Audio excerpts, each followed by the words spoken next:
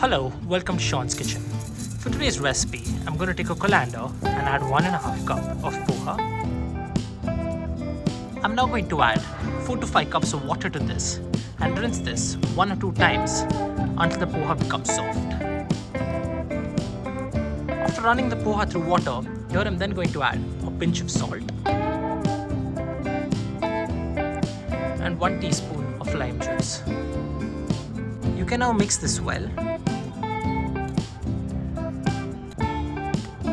And after mixing it, you can now keep this aside.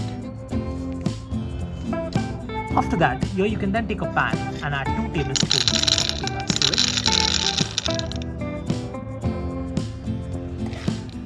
After adding the peanuts, here you can then dry roast it until these peanuts become crunchy.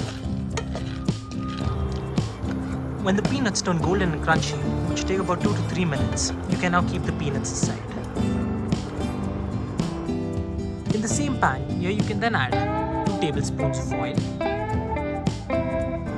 And to this oil, I'm going to add half a teaspoon of mustard seeds and 3/4 teaspoon of cumin seeds.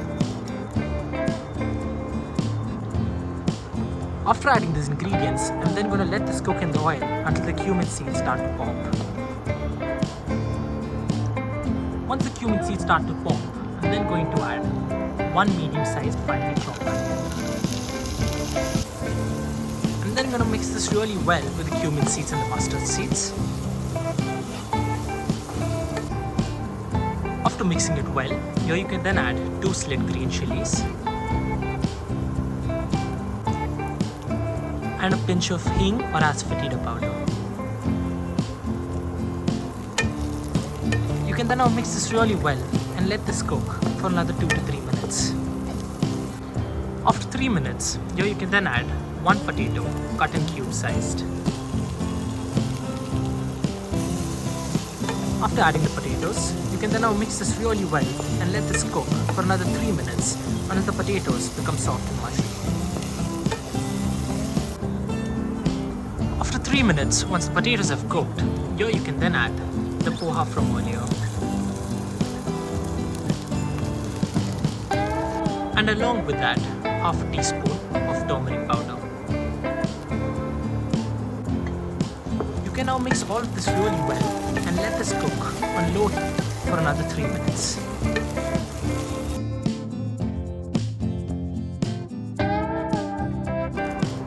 After 3 minutes, here you can then add the salt as per taste.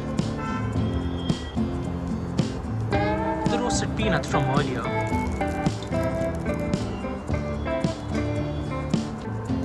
And lastly, top it off with some coriander leaves. You can now give this a good stir, and after that, your dish is then ready to be served.